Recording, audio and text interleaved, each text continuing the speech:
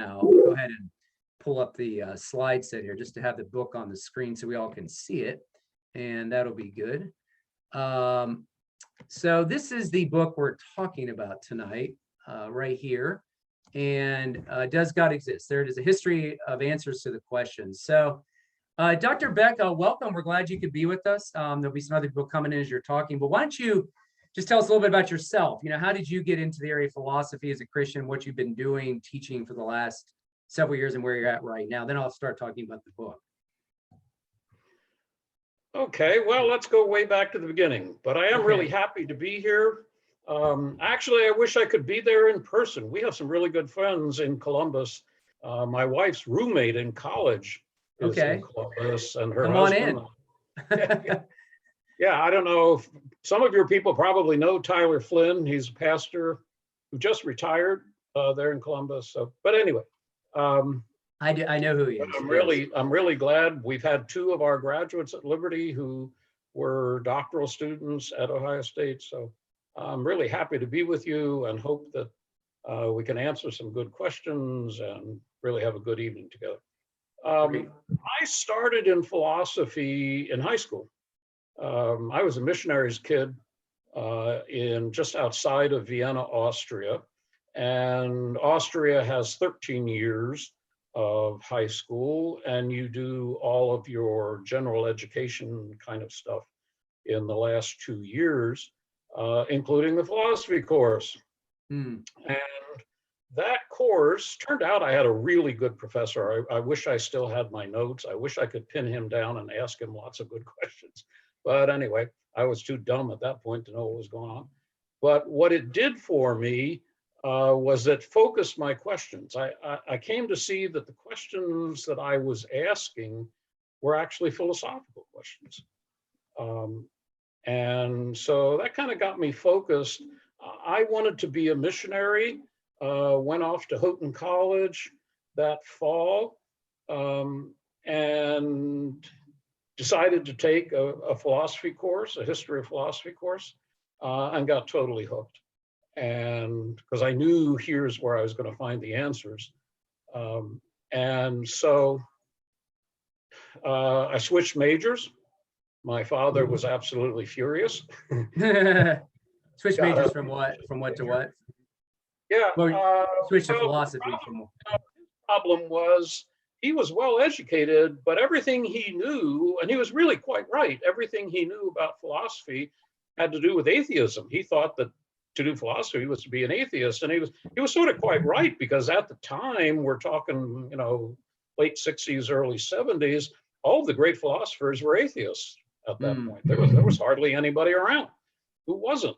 There were a few people like Art Holmes at Wheaton and Al Plantinga, who was then at still Calvin. There were a few around, but not much. And so he was quite right, I think, to be alarmed. But in any case, that's where I found C.S. Lewis. And Lewis started to answer a lot of my questions. And as I worked it through over the next 2-3 years, I started getting the answers that I wanted, and I knew that I was going to stay in philosophy. That's great. So went from there to Trinity, and then to Boston University, finished my PhD. And I taught a good bit during those years, but Liberty was my first real school. And I've been there now 43 years. Wow. Okay. What was do you mind if I ask what you did your doctoral work on? What you do your doctoral work on, like in your PhD? Well, a view in philosophy that was quite popular then, and then it went away. And now it's kind of coming back on us, called process philosophy. Process philosophy, not process theology. No, but it's closely related to process. Okay. That's interesting. Process theology is really just the adaptation of process philosophy to theology. So. That's interesting. Huh. Okay. Fascinating. All righty. Let me go back to that PowerPoint here. I'll pull that back up here. Okay. So yeah, this is the book we're talking. So let's talk about this book, which I have just about finished. So when it comes to the question, does God exist? When we do our outreach, our tabling on campus, this has been actually the only question we've actually put up the last 3 weeks and month has been this question. We put up a lot of questions. This is the one that we decided to do during the month of April. And I have to say it's been quite a success as far as getting students to talk. It's a very simple question. It's 3 words. You know, they can say yes, no, or I don't know, agnostic. It's just been a great question. And so from my perspective, I think this is the question of all questions. I mean, the question of all questions. You know, it's just so important, and you know, impacts so many areas of it impacts every area of reality. It impacts how our morality, our ethics, how we, you know, get knowledge. You know, I'm telling you things you already know here, where we come from, our destiny, the human conditions, why is there suffering, evil. So I just find this question to be so important. I don't even know where to begin how important. I mean, it's just amazing. So for you in your book, you have a quote here, right here in the introduction. You say, I can think of no topic that demands greater attention as global culture and the existence and reality of God. Our world is divided and divisive. I'm convinced that this is a result of the fact that our global culture has given up on finding any truth that would unite us, any truth at all. Many people even think to be a virtue, but the relativistic skepticism is in danger of engulfing us, cannot provide a unifying factor. So in your book, you talk about how you taught a lot of this material for a long time in your classes, but what was it that got you really going to want to put this down in book format besides this quote here I kind of see? Anything else you want to talk about? Well, yeah, lots of things. This is a book I should have written about 40 years ago, and then just kept updating it. But it kind of came to a head because the last anthology on the existence of God, which was done by John Hick, has been out of print now for a while. And there's really nothing in the way of a real overview anthology of this discussion. That's how the book started.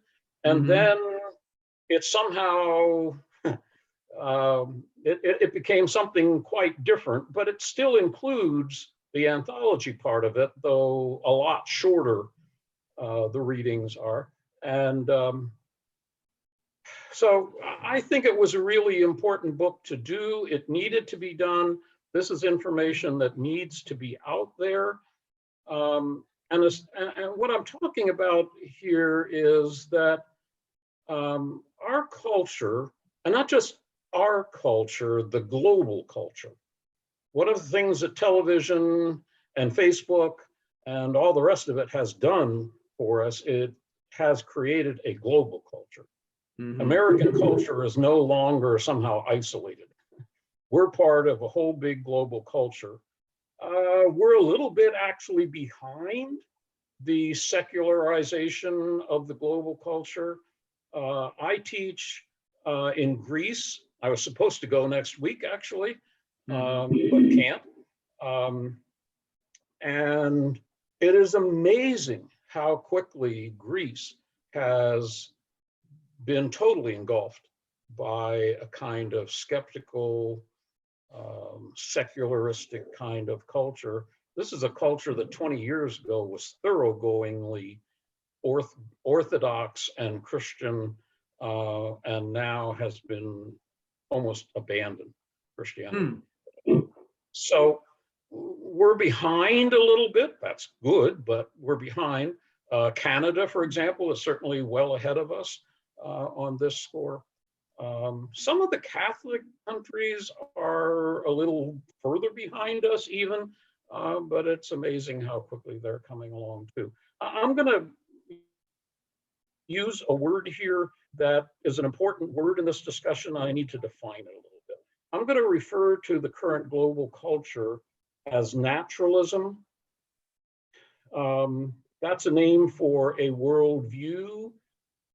If you want to look at more things on worldview, you really need to see Jim Sayer's book, Universe Next Door. That should be required reading for every college student to see what it is that's really out there. So I'm going to call this naturalism. Sayer does too. It's sort of the standard word for the overall worldview that what there is simply the physical, natural, material universe of science. And we know it by doing science, empirical science, and there isn't anything else. And therefore, human beings are simply their physical bodies run by a brain, but a brain is simply a fancy computer. It is a physical object, part of the physical body. There isn't anything else to us as human beings. And of course, in this sense, there is clearly no God. There is no great mind of the universe in the same way that there is no mind to me as a human person. There just is the physical universe. And every explanation for everything that there is will have to be a physical, natural, biological, chemical explanation. That's all there is. Mm-hmm. Now, what I find is that this view has become increasingly powerful. There are, of course, not really many people who are real atheists. I was interested, your survey showed that there were a lot more people who either didn't know or were in fact theists, far more than there were atheists. You only have 4 atheists. Yeah, well, that was early in the day. But let me, David, I don't mean to interrupt you, but I would say that the majority of times we do get more yeses than nos and I don't knows, generally. Now we get some nos and I don't knows, but we get a lot of yeses. That's what I'm saying. But go ahead. I'm sorry. And you're talking about college students where it's kind of trendy to be an atheist. So right, right. So yeah.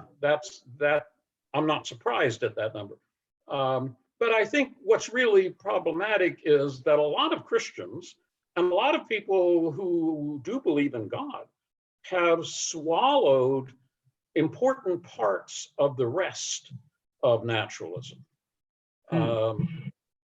They may think that there's a God, but they've swallowed the whole idea that human beings are simply their physical bodies, run by brains, and all parts of this. This is a very, very powerful kind of view that is slowly but surely taking over our global culture. And the real outcome of this view, the last and most important part in some ways, is if all there is physical process, if the only reality there is the evolutionary process that changes our brains in certain ways, in totally physical ways, then there's no such thing as truth.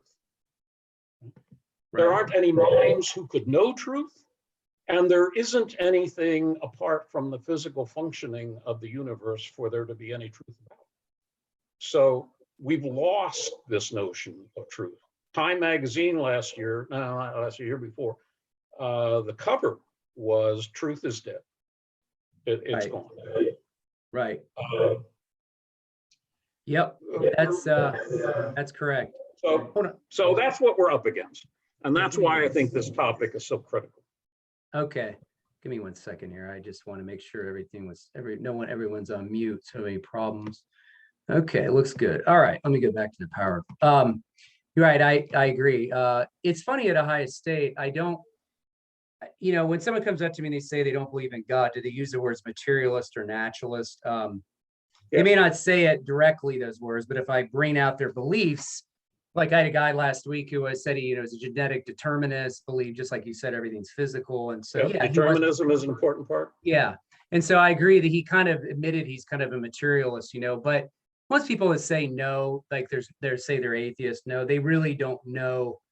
They don't know what they're talking. I mean, they don't know the full implications of materialistic worldview or anything. That's why I have charts with me to show them, walk them through it, right? But yeah, a lot of times they don't know what they mean when they say atheism. You know what I mean? Or they say, yeah, I'm a naturalist. Yeah, I'm a materialist. Sometimes they don't come out with those words. You know what I mean? They just say I'm an atheist, so they're not sure how to define it. But anyway, okay.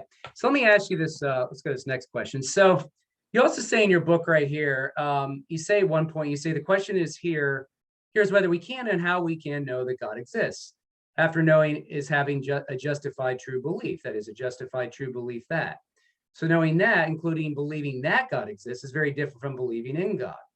On the other hand, how can I commit myself to be loyal to someone unless I know that they really exist? So faith has to be a basis in justified true belief. You cannot have real faith in or trust God unless you believe that he exists and he rewards those who earnestly seek him. So it's always been said, as you already know, in the apologetic endeavor, when we do come up with apologetic arguments or arguments for God, and we have all our books and our debates and everything, that, we can get someone to hopefully get to the point, agree that God exists. But as you kind of say here, in James 3, or the book of James, it talks about the demons believe that God exists. So would you agree that, philosophical argumentation and apologetic argumentation can only bring someone to the point of belief that, and then they kind of have to, the commitment level, placing their faith in God or Jesus, is going to be something the Holy Spirit can only do from there. And so it's kind of like when I got married to my wife, and if you're married, this, you have some knowledge of the person, you have some evidence that this is the right person. But then when you get married, the commitment's where you really take the step out and you step into that relationship. It's like a step of faith where you really, believe in. You kind of go from belief that to belief in a way, in a marriage covenant. So is that a good analogy? Do you agree with what I'm talking about with this belief that and limitations of how far we can? I think exactly. But what's really important is you can't really have belief in until you have belief that. Right. I just use the example of my marriage. I take it most of the people who are listening to us and watching us are certainly in the process of exploring relationships. So this is just obvious, right? You're not going to believe in, you're not going to be loyal to, you're not going to trust someone, you're not going to have a best friend who you really confide in until you know something about them. You may not know everything about them. I've been married now for 52 years, and plus 2 years of dating before that. I wouldn't begin to say that I know everything about my wife. There's still stuff every day that surprises me. Wow, where did that come from? I didn't know she had that in her. But look, when I stood at the altar and said, I will, that was only because I knew some things about her. Mm-hmm. I knew enough about her character that I knew I could trust her. I certainly knew that she existed. If I thought she was just a figment of my imagination, I certainly wouldn't have gone to the altar. Mm-hmm. So yeah, that's precisely, I think, the sense here.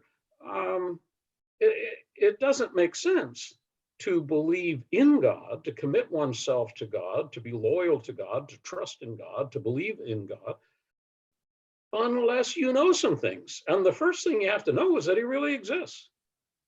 Mm-hmm. Would you say, though, that for the average person, including myself, like when I came to faith, I heard the good news. I knew I had a sin issue. I already believed in God. I believed in creation, at least that much.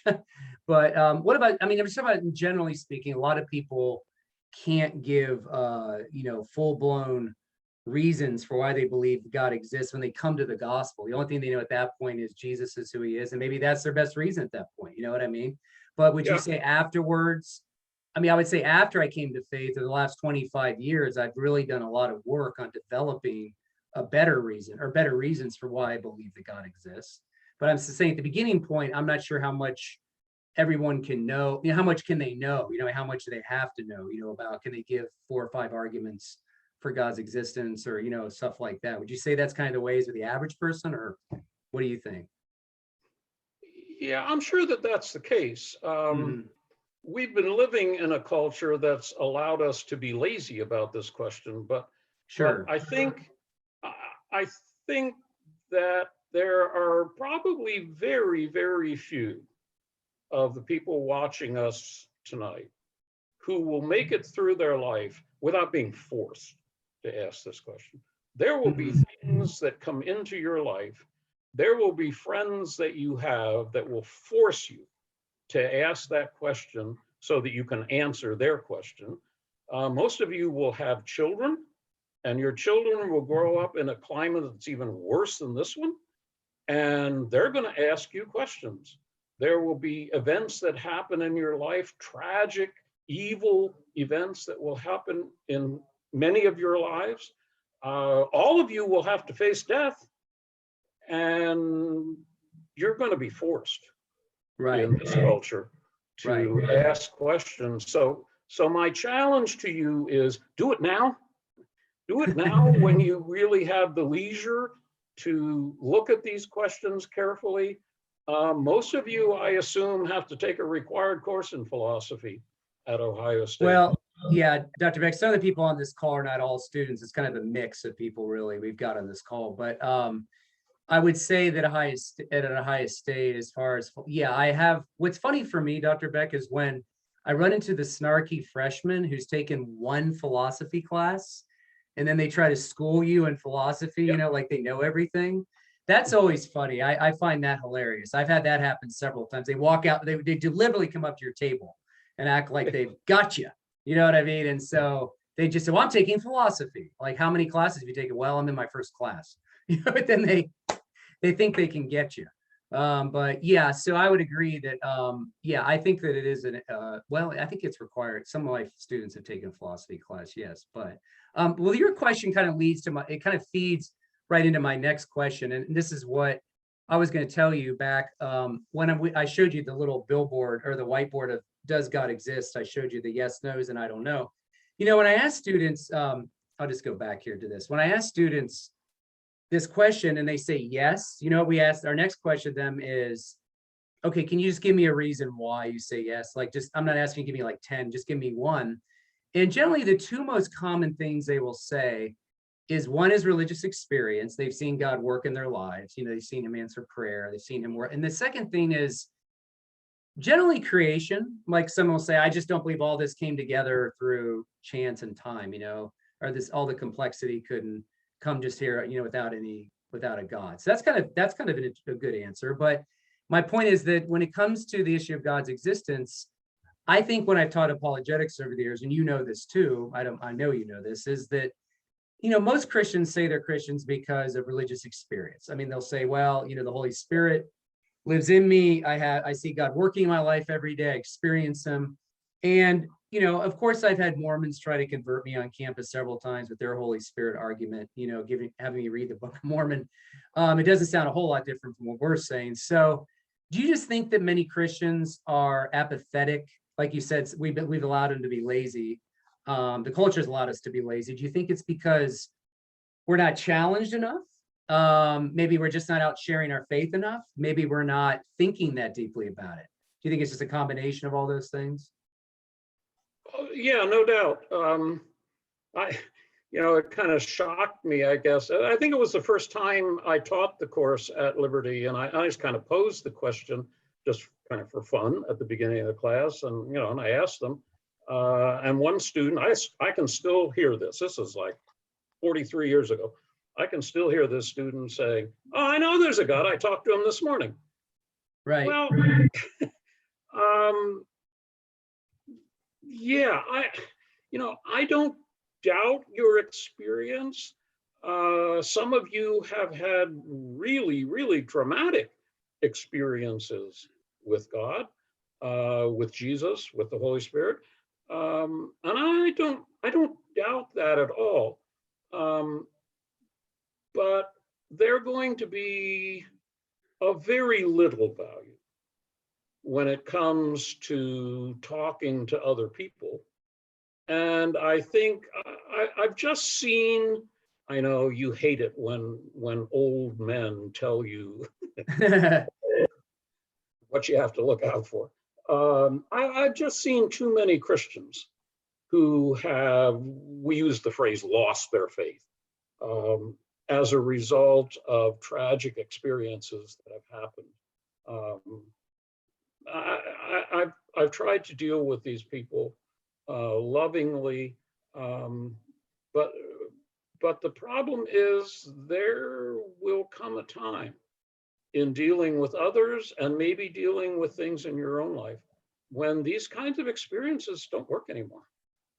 And what I tell my students is, look, there are going to be days when you wake up and it doesn't make sense anymore. You've got nothing but doubts. God didn't answer your prayers.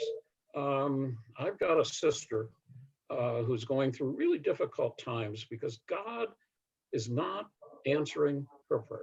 She doesn't know what to do with that. And the experiences are good, but I keep telling my students, look, when that happens, go back to what you know. Just start all over again. Go Right. back to what you know. And there are two things I think you can know without a doubt. You can know that there is a God, and you can know that Jesus rose from the dead. If you know those two things, you're home free. Right. Everything else will fall in place if you know Right. those two things.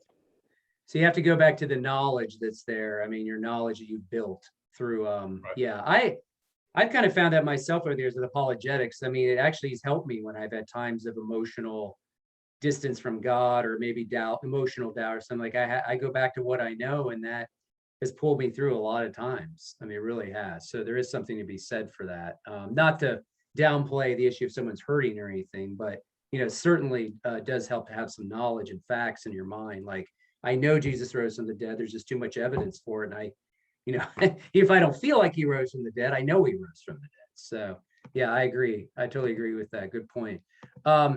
Okay, sorry, I had to just get out of there for a second. We'll go back here, pull up the slide set. Okay. So you give in your book, there's like an overview. You don't really give like it's not like one argument for God. It's really an overview of all a lot of the arguments been offered for God's existence over the centuries. You go over cosmological arguments, you go over moral arguments, you go over design arguments, ontological arguments. You really cover the gamut. So you've done this for so long, as you said, over 40 years. What are two of the strongest things that you see as one of the reasons why you think the God of the Bible exists? Or what are your two favorite arguments? Maybe a couple, that really you cling to. Or is it more of a cumulative case for you? I don't want to assume anything. Yeah, well, let's start here, because I think we need to kind of forget at times that these are philosophical arguments. Right? Okay. But let's just think of them with common sense about things. Okay. And I think there are three main ones. There's what we call the cosmological argument, which is just the point that everything is connected. Right. Something we begin to learn, psychologists call this the fact that infants, even before we're born, we start putting together a causal map. We know that things are caused by other things, and we know that things in our experience are connected. Mm-hmm. That's where this argument starts. And it simply concludes that you can't just have an infinite sequence of these connections. The second argument is what we call the teleological argument. It's simply the observation that we all have that there's an awful lot of order and design and beauty and structure in our universe that we observe and enjoy. And without it, there wouldn't be a universe, let alone would there be an us. Mm-hmm. There wouldn't be anything at all. And we observe this order all the time. The third one is what we call the moral argument. It's simply the argument that there are some things that are right and wrong. Now, you asked what I think is the strongest. I think it really depends. It depends on who you are and when we're talking about. Right now, I think the moral argument's a really good place to start. Mm-hmm. Ever since 9/11, I know most of our observers don't even remember. They weren't even existing. Yes, they were. That's shocking for me. 9/11 turned this culture around. Ever since 9/11, from time to time, our awareness seems to fade a bit, but certainly right now, if I just say the word George Floyd, to say that certain behaviors or actions are just anybody's preference, that you just do what you feel in your heart to do.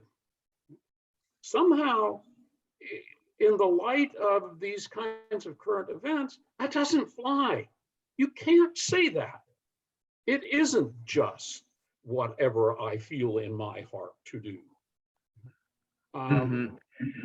And it seems to me in that kind of climate, the moral argument becomes a really powerful argument because it forces you to admit that there really is a good and an evil. And if there is, then you're going to have to account for it. If it's not just some sort of evolutionary process that makes me think, that makes me respond emotionally, my response to what happened on that day in those 9 minutes and 30 some seconds, my response to that is not just emotional. Sure, it is emotional, but there's more to it than that. What happened was really wrong in an objective sort of way that goes beyond my emotions, my feelings, my intuitions, my upbringing, and all the rest. Right. And once you've admitted that, now you've got to account for how there is an objective obligation to our human behavior.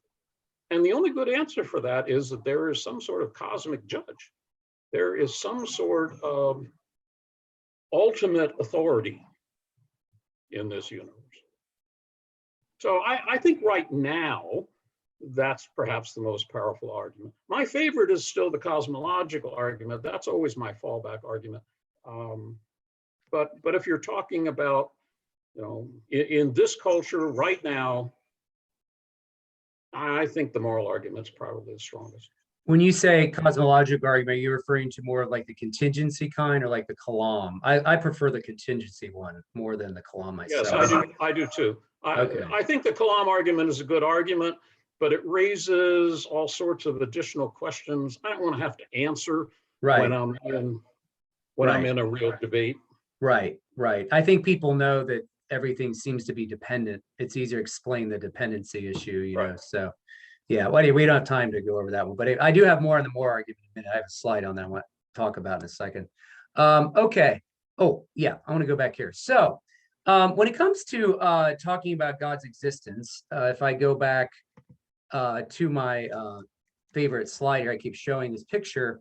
When someone comes up and they say, no, I don't think there's a God, or I don't know, our favorite response back to them is, well, what do you think it would take to know? Or, how would you know? Because they're talking about knowledge of God. Or are they saying no? And, it always comes to, I'd say probably 8 out of 10 times the issue of proof and evidence comes up. And, I'd say probably 9 out of 10 times they're not really sure what they mean by proof or evidence. They're kind of equivocating on those words, and you have to get them to define it, what they mean. And no, I would say that many students have not taken a class on introductory logic, so they know. And I'm not trying to be snarky here or anything. I'm just saying I don't think they know the difference between like a deductive or inductive or abductive argument, deduct those things.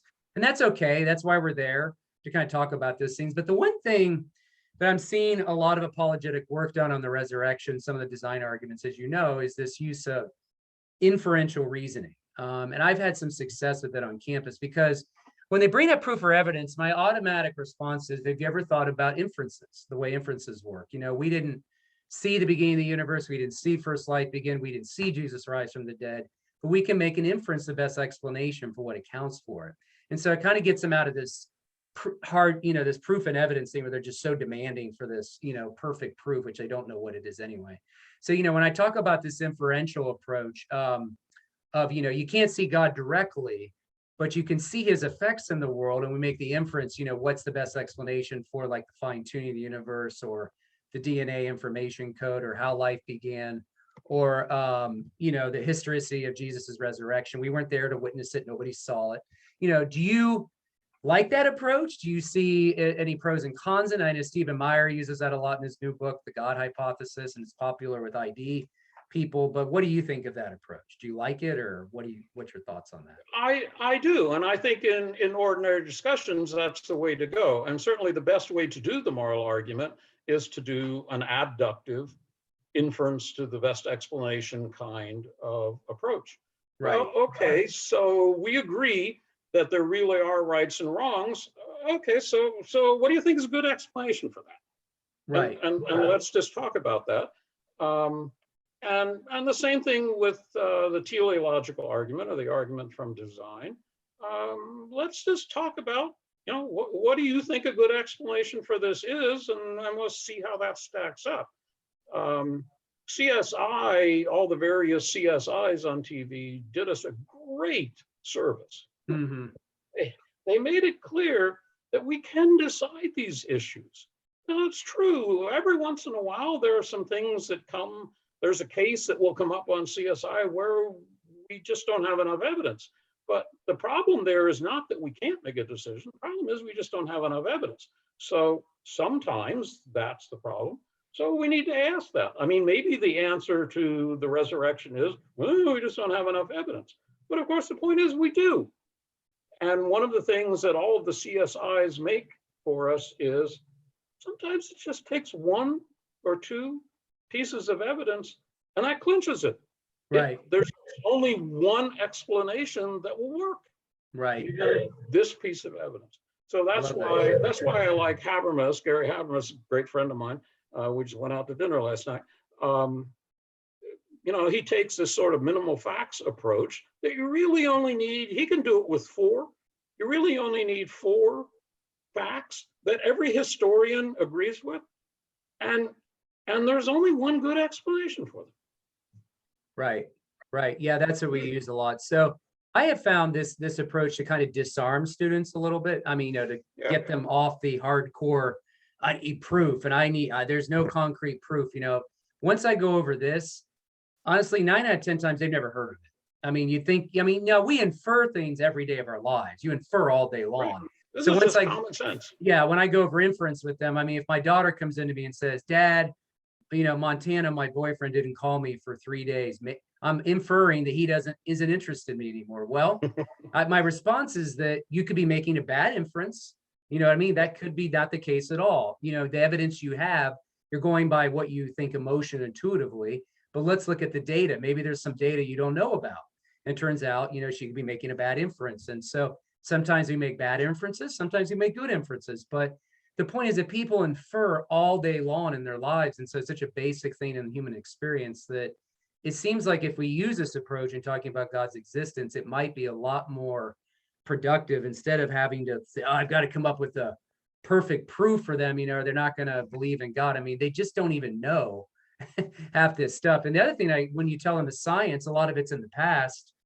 No one was there to observe it directly. A lot of this stuff, the inferential stuff they come up with, they don't even think of it that way sometimes. Science is it's perfect knowledge and it's observable, testable. Well, I don't know. We weren't there to see the beginning of the universe. We weren't there to see how life begins. So a lot of it's by inference, and I think that's very helpful. So I'm happy with that approach. And, so that's the approach I've been using to kind of get people out of this hardcore evidence and, proof, those 2 words they use. Not that I'm against it, just trying to kind of bring them to this point. So good. I'm glad you agree with me. And so that settles that. Now, let's jump to something else. So when you talk about some of the philosophical arguments for God in your book, which you talk, we're talking like a first cause argument for the beginning of the universe, like whether the contingent arguments. So a lot of times we come up with a first cause that it's like an immaterial being. It's a being that is omniscient, internal, perfectly good, simple, meaning that nothing put it together. It's a being that's always existed. It's not a physical thing,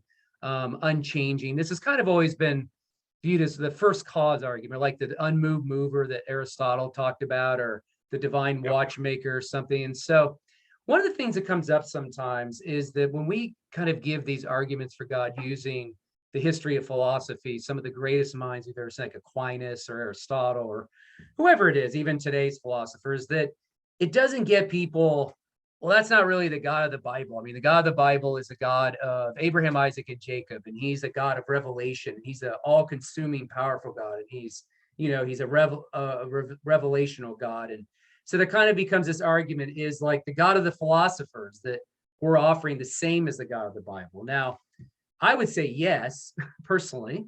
I just think that you can't know everything about the God of the philosophers unless you get to the God of the Bible, because the God of the philosophers doesn't give you the moral attributes of God. You don't learn things like he's loving, kind, just, things like that. And so, I mean, would you agree with that, or do you disagree, or what do you think what are your thoughts on some of that? Yeah, I mean, I just start with the fact there is only one God. Right. There's not the God of the philosophers versus the God of the Bible. There's just one God. And our philosophical thinking can tell us some really important things about God. I mean, that list that you have there is a really critical list that is already by itself enough to show that the naturalist worldview is wrong. It just doesn't stack up.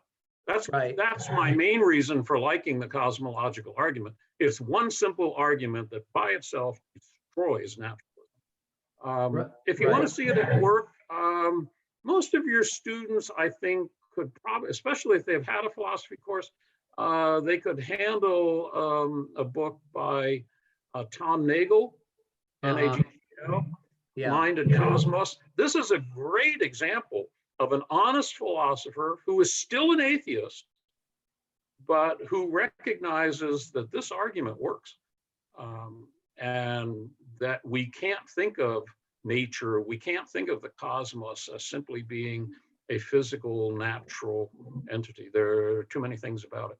Right. Mind and cosmos. Yeah. Yeah. So yeah, I just don't see the distinction. Of course, we need the Bible to tell us how God, in fact, wishes to relate to us.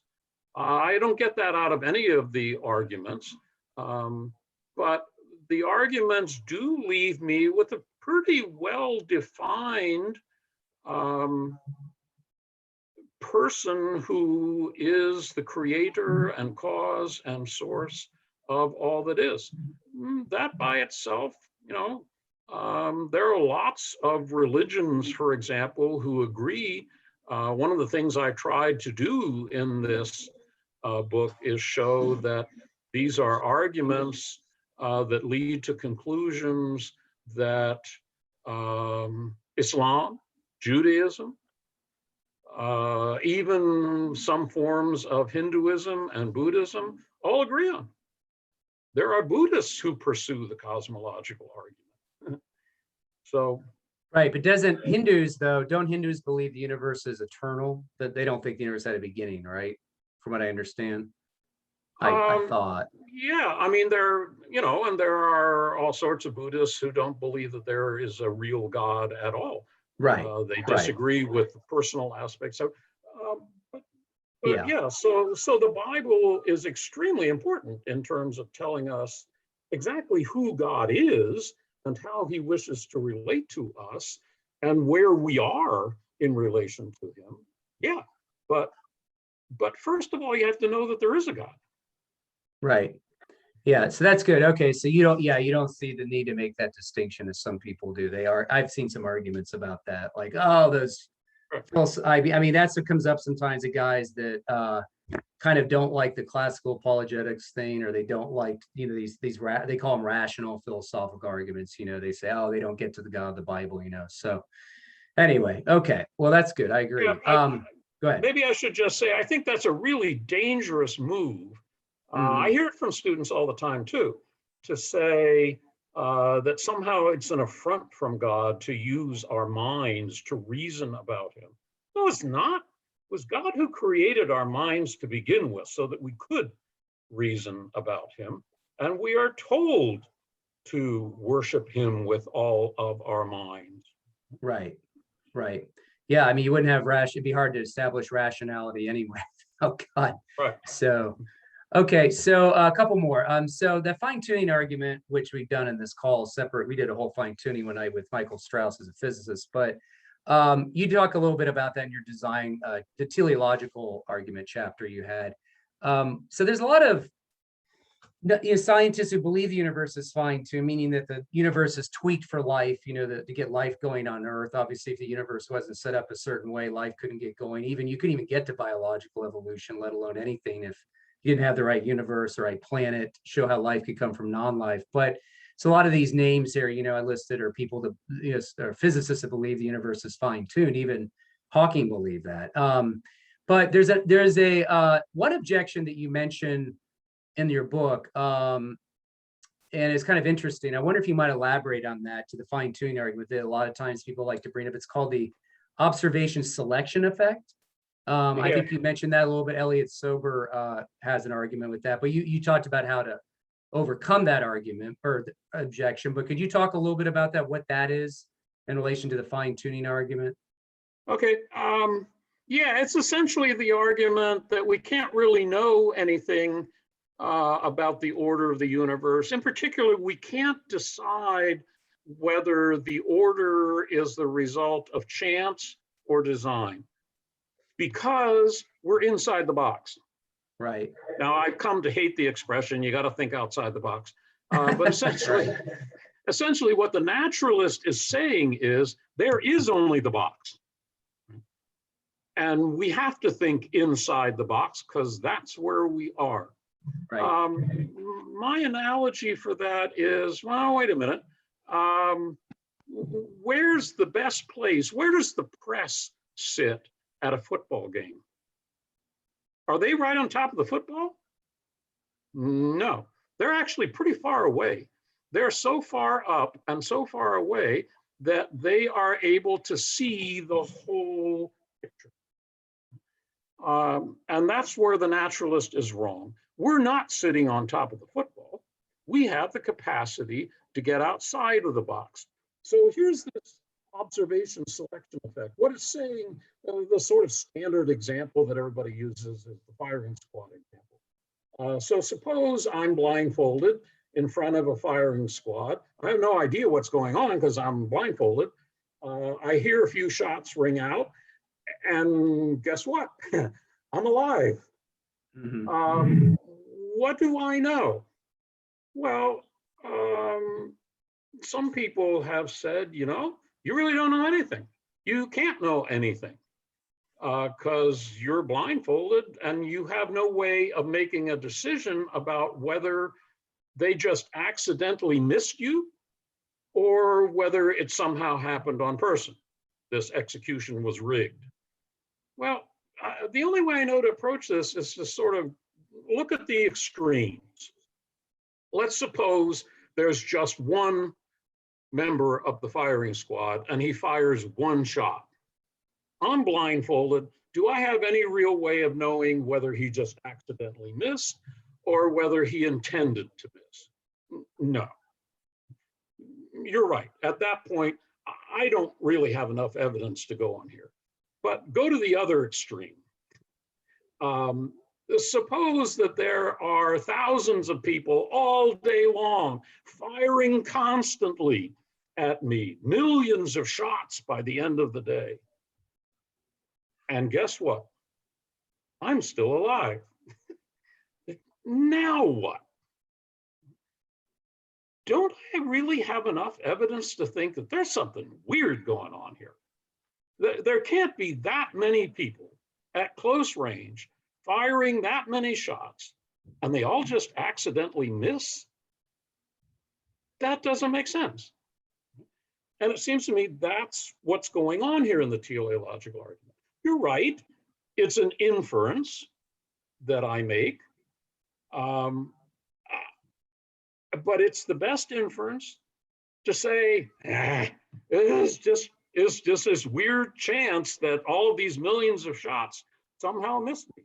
It's just weird chance that all of this design, these incredible numbers that go into these calculations about fine tuning, that's all just a matter of chance. Is that possible? Well, okay. In some sort of weird mathematics, that's possible. But is it plausible?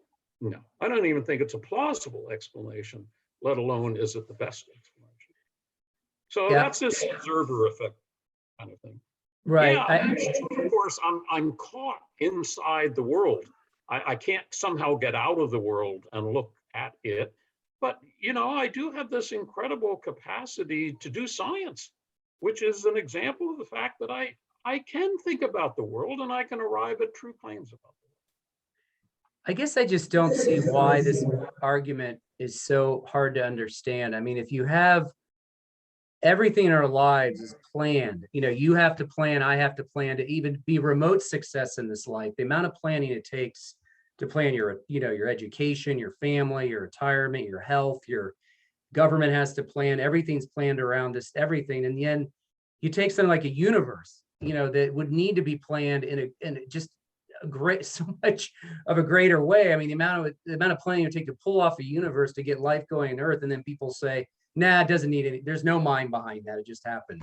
I'm just like thinking like, but how do you jump from the basic things that need to be planned to something that is, the complexity rises beyond anything you could possibly fathom, and yet there's no mind behind that at all? It just, I don't know, it just makes, it just baffles me that nobody would think that there's any intelligence behind the planning of our universe.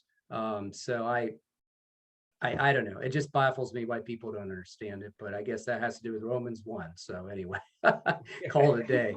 Call it a day on Romans 1, but it's frustrating though. It really is. Okay, so you mentioned the moral argument before. Let me mention one last thing about this. So we're talking about the moral values people have, you know, the things like love, justice, mercy, those kinds of things are values, and that those are things that motivate our behavior. And then we have our moral duties, as I say, number 2, are the things that cause us to act. You know, we're obligated to do A, B, C, D, and E. And then, of course, we want moral accountability as well. So this leads to the issues, like you said, you know, what's the best explanation for these things that are this is part of everybody's ethical system. If it's not, then I don't know what to tell you. I think you see this in every day of your life. But, you know, it seems that, like you said, objective values and duties are valid and binding, independent of human opinion. You know, it's not someone's just opinion. When George Floyd, that thing happened, and large parts of our country got burned down and people lost their businesses, I assume they didn't think it was just their opinion that it was wrong. I assume they really thought that this is really wrong, and we're gonna need to do something about it, and you know, we're obligated to do something about it. And so, like I say, number 2 here, for personal God does not exist, objective moral values and duties do not exist, but we know objective moral values and duties do exist, so God must exist. So it seems to me always with the moral argument, talking to people, Dr. Beck, is the issue of objective.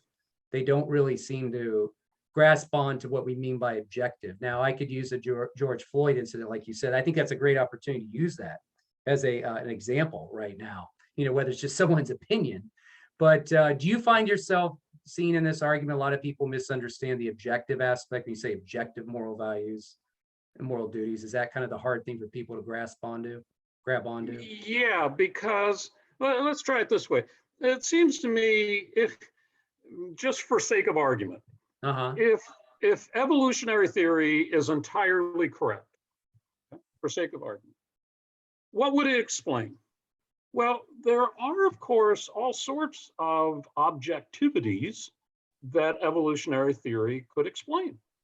It can explain why it is that all human beings, or at least most human beings, as it turns out, have certain intuitions about right and wrong, that we all, or most of us, feel certain ways about certain things, that we have developed very similar, look across the globe, we've developed very similar moral codes and legal codes. What people in one country regard as criminal varies very little from what we in the United States regard as criminal.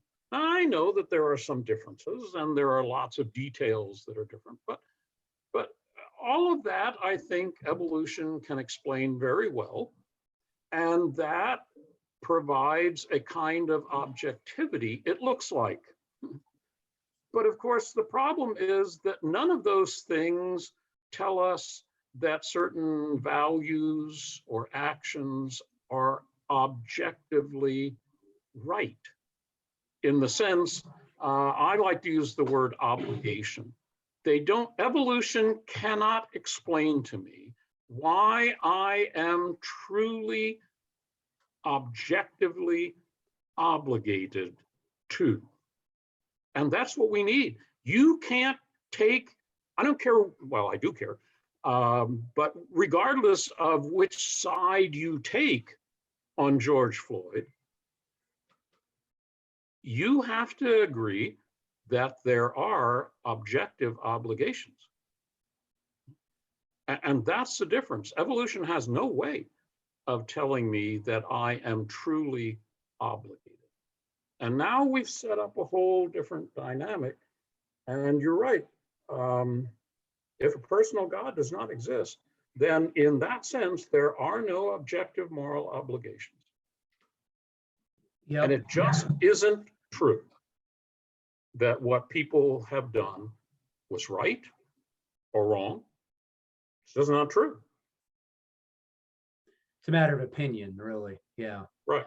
So, and the At other thing some about level, it's just your feeling, your emotions, your opinions, your perspectives. I've come to hate the word perspective. right. But yeah, but the thing is, though, that another thing about the moral arguments is tied in with how people, how we view humans. And we seem to act like humans really matter these days because we'll fight for rights and equality and all that stuff. So why do they even matter at all if God doesn't exist? Once again, we're back to if just evolution is true, nobody matters. right. It's well, they matter based only on personal opinion. That's what they would say. Right. Yeah. Only in the sense of some sort of subjective inclination. Right. But there's nothing to transcendently ground it. Yeah. So, okay. So one last thing you said, quickly, I noticed you didn't have a big chapter about the resurrection in your book. That's okay. You mentioned Gary a little bit, but did you just kind of leave that part out like a huge section because you feel Gary's kind of covered that elsewhere? Is that where you kind of left that out as part of your overall arguments and stuff? You know, I mean, you didn't devote like entire chapter like you did with like the ontological argument or cosmological argument. I do mention it briefly. Right. Gary wouldn't have let me get away with not mentioning his argument in the book. Right. So it is mentioned there towards the end. But of course, the point is, and Gary and I agreed that it's not a philosophical argument. Right. So that's why it's a historical argument, an argument about historical evidence. Right. And Habermas has certainly done way beyond what you can imagine to tie down this argument. So it was pointless for me to do anything more. And are you making sure he gets his new book coming out soon? Are you making sure he gets that done, right? The giant one. Anyway, so well, he wrote an endorsement, so he got a free copy way up front. Yeah.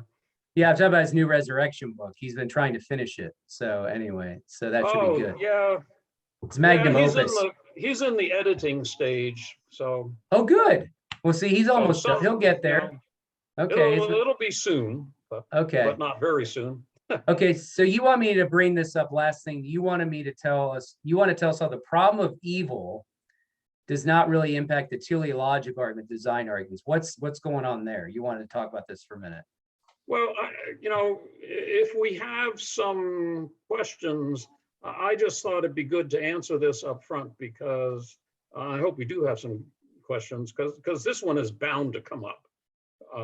This is, in some ways, it's the only argument that atheists have, and it's certainly one of the big doubt producers for Christians. So I think it's worth saying this. I always use car examples for the teleological argument. So suppose I show you some brand new car. You're impressed with all the incredible computers and this, that, and the other thing. I mean, the thing can, if we just allow it to, it would drive itself, et cetera, et cetera. It's unbelievable. And I ask you, well, how'd that come about? Well, the only good argument is there must have been some sort of reasonably intelligent design team over there in Detroit who put this together. Now, let's suppose that a year from now we come back and it turns out this model had some real problems. There was a defective this and a defective that, and this wasn't done right, et cetera, et cetera. Some people have been killed. Lots of people have been injured, et cetera, et cetera, et cetera. This has happened, so this is a real example. What does that do to your conclusion? Well, granted, our overall view of things and how this car came to be are certainly going to be impacted. And we're going to have to say some things. We might, in fact, think that we ought to hold the design team accountable for certain things and find out an explanation. But notice that it doesn't change the conclusion. It's still true. There is still sufficient evidence to show that there has to be a designer of those cars. That's the point here. Of course, we need to answer questions about evil, no doubt. But does evil actually impact the arguments for God's existence? And I think the answer is no. It really doesn't alter the conclusion at all. Do we need to say something about evil? Of course. We need to give some accounting for how there could be a good and wise and powerful God, and there be evil. And there are plenty of books that will help you do that. But that's not my topic. My topic was simply to show that this doesn't really impact the arguments at all. Whatever evidence there is, you'll have to deal with it. Right. Yeah, We're sometimes, there's a similar objection here. We're sometimes accused of cherry picking, that we only pick out the good stuff in the universe. Well, okay, but the point is, there's enough good stuff, there's enough design, enough order that you're going to have to explain it. And the fact that there are a lot of bad cherries out there, yeah, we will need to talk about that, but they don't change the argument. Okay, so we keep saying that people need to provide explanations for those things. And what do you do with people that just say, it's just not important? You know, it's just not something that I have to answer. You know what I mean? It's just not, it's a fact. It's a brute fact. You know what I mean? So seems to me that can become a problem. You know what I mean? Sometimes. Well, yeah. Gary Habermas and I, for example, have talked about this, and we agree this is probably the best argument that the atheist has, the sort of standard, well, I really don't care kind of argument. I deal with that. It's actually the first thing I deal with in the book. I go back to Pascal. The fact that you don't think this is important, I would just challenge you to look at this in a larger light. Really? It's not important whether there is a God or not? It seems to me that when we look at what really hangs on this question,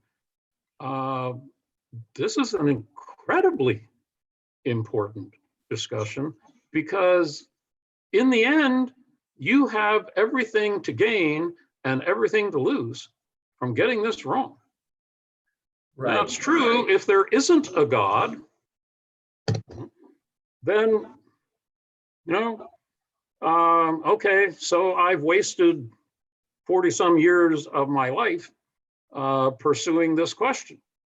Okay, but you know, I've still had a really happy life, and you know, I didn't really lose that much. Right. And if you're an atheist and you turn out to be right, okay, you were right. But, you know, didn't really make much difference. But if there is a God, then you have everything to lose by getting this wrong. Right. So, you know, you can shrug it off, but to say, it's just not an important question, I don't care. Not right. True.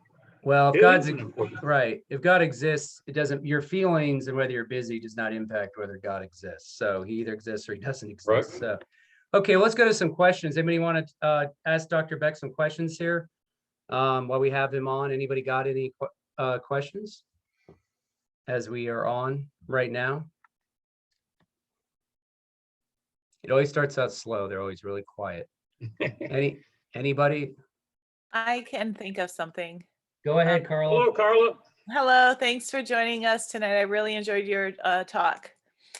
Going back to that problem of evil, and I like your argument about the design team in Detroit, but I remember when I was interviewing an atheist at our community college, and she was talking about some problems in the Bible, and she's like, well, it seems like if there was a God, he should be able, to preserve it perfectly without any variance or whatever. And I would think, and I would have my own answers to this, but I would think that someone would come and say, well, even if there was a design team in Detroit, they obviously weren't perfect. And you think that God is a perfect being. So why would there be errors, in the cosmos and things like that? And of course, you could explain the whole thing of free will. Is that where you would go with that? And maybe kind of talk about what William Lane Craig does when he says it might not be possible for God to have created beings with free will and, a sinless universe at the same time? Yeah, to me, this is where the cosmological argument is really important.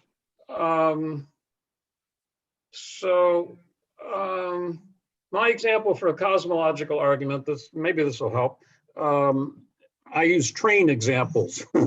So you come across a train crossing and all you can see is boxcars, just boxcars from one end of your sight to the other. But the train's moving. So what do you conclude?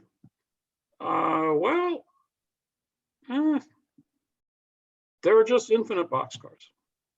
No, that won't work. Right? You can pass off this explanation as often as you want. I don't care how complicated the causal chain of the universe is. I don't care if we've got butterfly effects so that, this goes on